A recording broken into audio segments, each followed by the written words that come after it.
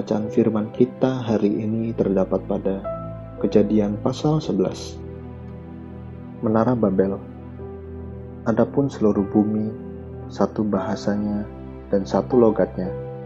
Maka berangkatlah mereka ke sebelah timur dan menjumpai tanah datar di tanah Sinear. Lalu menetaplah mereka di sana. Mereka berkata seorang kepada yang lain, "Marilah kita membuat batu bata dan membakarnya baik-baik." Lalu bata itulah dipakai mereka sebagai batu dan tergala-gala sebagai tanah liat. Juga kata mereka, "Marilah kita dirikan bagi kita sebuah kota dengan sebuah menara yang puncaknya sampai ke langit.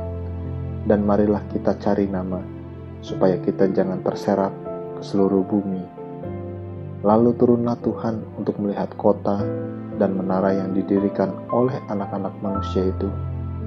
Dan ia berfirman, "Mereka ini satu bangsa dengan satu bahasa untuk semuanya. Ini barulah permulaan usaha mereka. Mulai dari sekarang, apapun juga yang mereka rencanakan, tidak ada yang tidak akan dapat terlaksana. Baiklah kita turun dan mengacau balaukan di sana bahasa mereka, sehingga mereka tidak mengerti lagi bahasa masing-masing." Demikianlah mereka diserahkan Tuhan dari situ ke seluruh bumi, dan mereka berhenti mendirikan kota itu.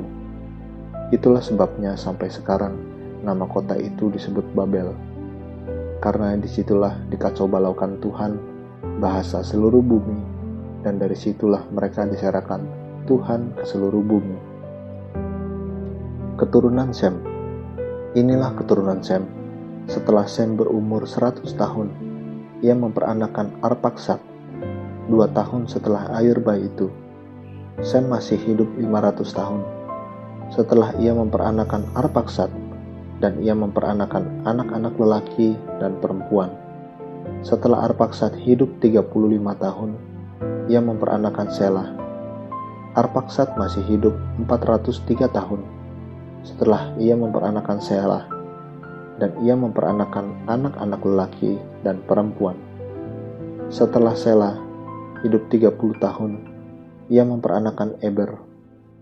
Selah masih hidup 403 tahun setelah ia memperanakan Eber, dan ia memperanakan anak-anak lelaki dan perempuan. Setelah Eber hidup 34 tahun, ia memperanakan Peleg. Eber masih hidup 430 tahun setelah ia memperanakan Peleg, dan ia memperanakan anak-anak lelaki dan perempuan. Setelah Peleg hidup 30 tahun, ia memperanakan Rehu. Peleg masih muda 209 tahun setelah ia memperanakan Rehu, dan ia memperanakan anak-anak lelaki dan perempuan. Setelah Rehu hidup 32 tahun, ia memperanakan Serug. Rehu masih hidup 207 tahun setelah ia memperanakan Serug, dan ia memperanakan anak-anak lelaki dan perempuan. Setelah Serug hidup 30 tahun, ia memperanakan Nahor. Serug masih hidup 200 tahun setelah ia memperanakan Nahor, dan ia memperanakan anak-anak lelaki dan perempuan. Setelah Nahor hidup 29 tahun, ia memperanakan Terah.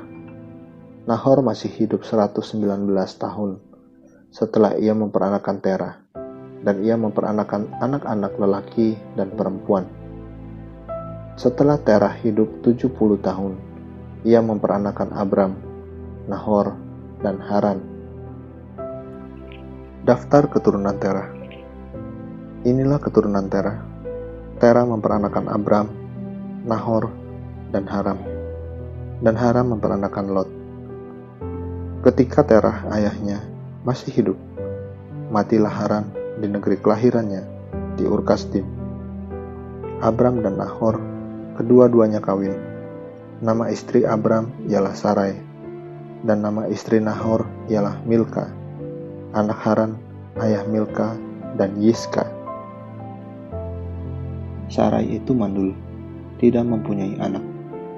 Lalu Terah membawa Abram, anaknya, serta cucunya Lot, yaitu anak Haran, dan Sarai, menantunya, istri Abram, anaknya, ia berangkat bersama-sama dengan mereka dari Ur-Kasdim untuk pergi ke tanah Kanaan.